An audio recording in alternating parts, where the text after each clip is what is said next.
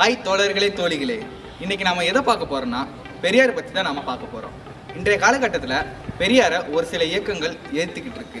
அதை பற்றி நாம என்னன்னு மக்கள்கிட்ட போய் கேட்டு தெரிஞ்சுப்போம். அது மட்டும் இல்லாமல் தமிழ்நாட்டுக்கு பெரியார் முக்கியம் இல்லையா இந்த காலகட்டத்தில் அப்படின்னு கேட்டு மக்கள் என்ன சொல்கிறாங்கன்னு கேட்டு தெரிஞ்சுக்கிட்டு அதுக்கப்புறம் எங்களுக்கு தெரிஞ்சதை நாங்கள் உங்களுக்கு சொல்கிறோம். வாங்க போய் பார்க்கலாம்.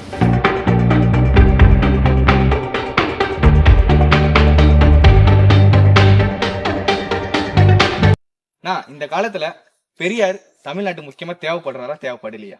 தேவைதான் படுறாரு. ஏன் தேவைப்படுறான்னு சொல்ல முடியுமா? இப்பொழுதுமே அவரோட ஒரு 4 கொள்கை சொல்லியிருந்தாரு.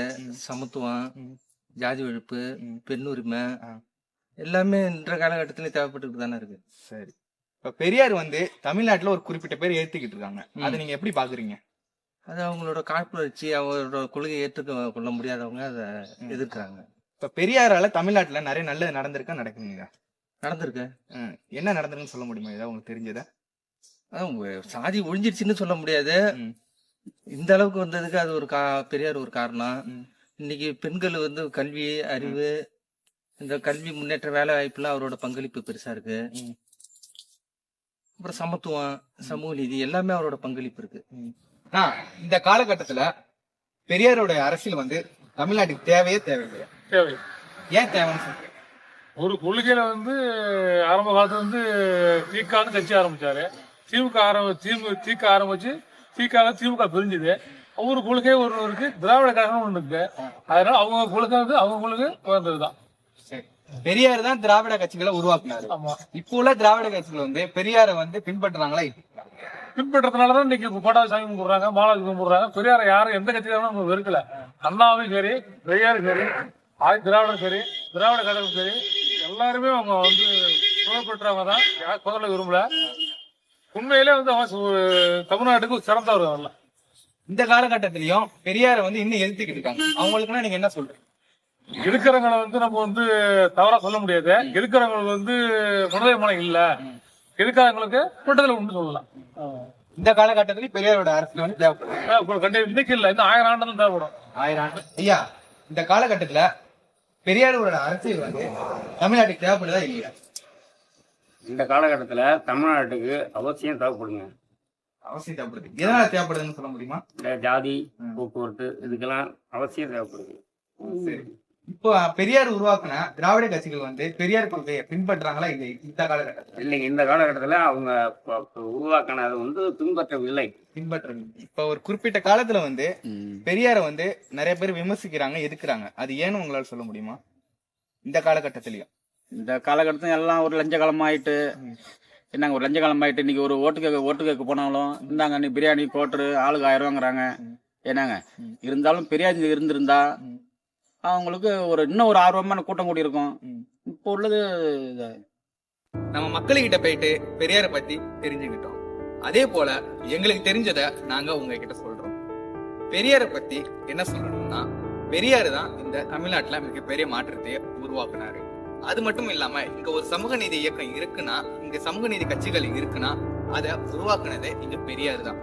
பெரியார் மட்டும் இல்லைன்னா இந்த தமிழ்நாடு ஒரு சனாதன தர்மப்படிதான் வாழ்ந்துருக்கும். இன்னைக்கு சனாதனத்துக்கு எதிராக ஒரு ஜனநாயகம் தமிழ்நாட்டுல இருக்குன்னா அதுக்கு முக்கிய காரணமே பெரியார் அவர்கள் தான்.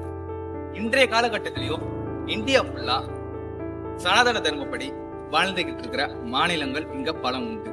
ஆனா தமிழ்நாடு மட்டும் இன்னைக்கு இதற்கு எதிரா நிக்குதுன்னா அதுக்கு முக்கிய காரணம் பெரியார் தான். சனாதன கொள்கையா இருக்கட்டும், மனு தர்ம கொள்கையா இருக்கட்டும், அப்புறம் சனாதனப்படிதான் வாழணும்னு சொல்ற வேதமா இருக்கட்டும், இது எல்லாத்தையுமே இங்க ஒரு ஸ்டேட் ஏத்துக்கிட்டு இருக்குன்னா அது தமிழ்நாடாதான் இருக்கும். அந்த தமிழ்நாடு ஏன் இதை எதுக்குதுன்னா, பெரியாரு இங்க ஒரு பாடத்தை, இங்க ஒரு புத்தகத்தை அவரு சொல்லி கொடுத்திருக்காரு. அந்த படிச்சவங்க தான் இன்னைக்கு அந்த சனாதனத்தையும் சனாதன தர்மத்தையும் மனுநீதியும் ஏத்துக்கிட்டு இருக்காங்க.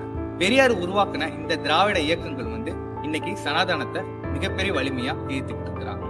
ஆனா இந்த காலகட்டத்துல பெரியார் கொள்கையை திராவிட கட்சிகள் சரியாக புரிஞ்சுக்கிட்டு வழி நடத்தாங்கன்னு கேட்டீங்கன்னா அது இல்ல.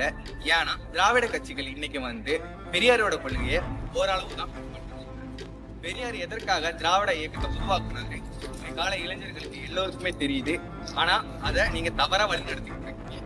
அதை கொஞ்சம் இந்தியால பல மாநிலங்கள்ல தனது பேருக்கு பின்னாடி ஜாதி பெயரும் அடையாள பெயரும் போட்டிக்கிட்டு இருக்காங்க.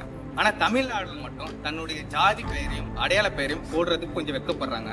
இதுக்கு முக்கிய காரணமே பெரியார் அவர்கள் தான். ஏன்னா ஜாதி பெயரை பின்னாடி போடுறது மிகப்பெரிய தவறு, அது ஒரு முட்டாள்தனம். இங்க உள்ள மக்களுக்கு சொல்லி கொடுத்தது தந்தை பெரியார் அவர்கள் தான். பெண்களுக்கும் சொத்துரிமை உண்டு, பெண்களுக்கும் கல்வி வேண்டும், பெண்கள் வீட்டுக்குள்ளே இருக்கக்கூடாது, பெண்கள் வீட்டுக்கு வெளியும் வரணும், இப்படி பல முயற்சிகளை தமிழ்நாட்டுல ஏற்படுத்தியவர் தந்தை பெரியார். அவரை இன்னைக்கு எதுக்குறது மிகப்பெரிய தவறானது. பெரியார் இன்னைக்கு மட்டும் இல்ல, எப்பொழுதுமே தேவைப்படுறாரு. பெரியார் இன்னும் 1000 ஆண்டுகள் வந்தாலும் பெரியாரை யாராலையும் ஒழிக்கவும் முடியாது, பெரியாரை யாராலும் ஒதுக்கவும் முடியாது, பெரியாரை யாரும் எதிர்க்கவும் முடியாது. பெரியார் எல்லா காலகட்டத்துக்கும் இந்தியாவிற்கு தேவைப்படுறாரு. ஏன் உலகத்துக்கே அவருடைய அரசியல் தேவைப்படுது. இன்றளவும் பெரியார் எல்லாருக்குமே தேவைப்படுகிறார்.